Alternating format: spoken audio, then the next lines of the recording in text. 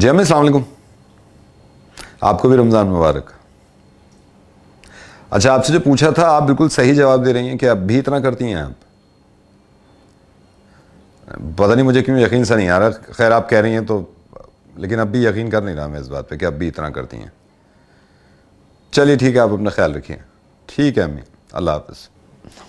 अस्सलाम वालेकुम, मेरा नाम नवेद है और मैं अपनी वालदा से बात कर रहा था। मैं इस वक्त दिल्ली में हूँ और लॉकडाउन से पहले मेरी वालदा मेरे होम टाउन चली गई थी, मेरे गाँव, तो वो वहाँ पे रह रही हैं। आपको मालूम है मैं अपनी अम्मी से क्या पूछ रहा था? मैं अपनी वालदा से ही सवाल कर रहा था कि बिल्कुल सही बताइएगा, इस वक्त आप मुझसे दूर हैं, मैं दिल्ली में हूँ, आप यूपी में हैं, अब भी आप मुझसे इतना ही प्यार करती हैं? तो हैरत करने लगी कि पागल हो गए हो, ये कैसा सवाल है, अब भी इतना ही करती हूँ? तो मुझे यकीन नहीं आया, तो फिर कहने लगी कि अरे नहीं, मैं अब भी इतना ही करती हूँ। अब पता नहीं क्यों ऐसा कह रही हैं, मुझे तो यकीन है नहीं। हो रही है इस बात पे आपको हैरत कि मैं ऐसे क्यों कह रहा हूँ? क्योंकि माँ है, दूर रह के भी इतना प्यार करती होंगी।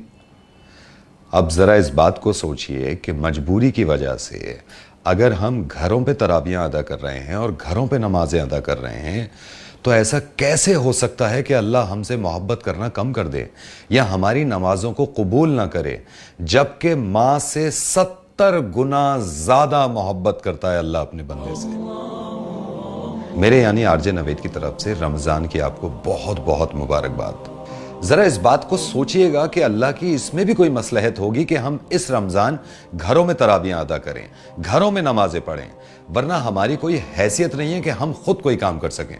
अब भी इस बात का शुक्र करिएगा अल्लाह का कि हम इस लायक हैं कि घरों पे तराबियाँ अदा कर सकें, घरों पे नमाजें पढ़ सकें, घरों पे कुरान की तिलावत कर सकें और ज़्यादा से ज़्यादा वक्त अपनों को दे सकें। वरना यह भी मुमकिन था कि हम इतने बीमार हो जाते कि हमें होश ना रहता कि कब में रमजान निकल गए और कब में तराबियां निकल गईं। ये हम सब जानते हैं कि नीयत पे दारोमदार है सबका, और अल्लाह सबकी नीयत जानता है। अगर मजबूरी की वजह से हम घरों में तराबियां अदा कर रहे हैं तो अल्लाह ताला ऐसे ही कबूल करेगा जैसे हमेशा अल्लाह ने कबूल करी है। देखिए, मुझे दीनी मालूमात ज़्यादा नहीं है, लेकिन मैं ये जानता हूं कि मोमिन की पहचान ये भी है कि वो अपनी सेहत का नुकसान ना करे, अपने जिस्म का नुकसान ना करे और अपने साथ साथ दूसरों को कोई नुकसान ना पहुंचाए। लेकिन आपसे दरख्वास्त सिर्फ ये करनी है कि किसी भी गैर ज़रूरी काम से घर से बाहर ना जाएं, और जो ज़रूरी काम भी है तो मास्क लगाकर या चेहरे को ढक कर जाएं। रमज़ान का मतलब यह भी है कि हमें अपनी नफ्स पे कंट्रोल करना है, तो ये समझ लीजिए कि यह भी नफ्स पे काबू करना है कि हम बेवजह घर से बाहर ना निकलें।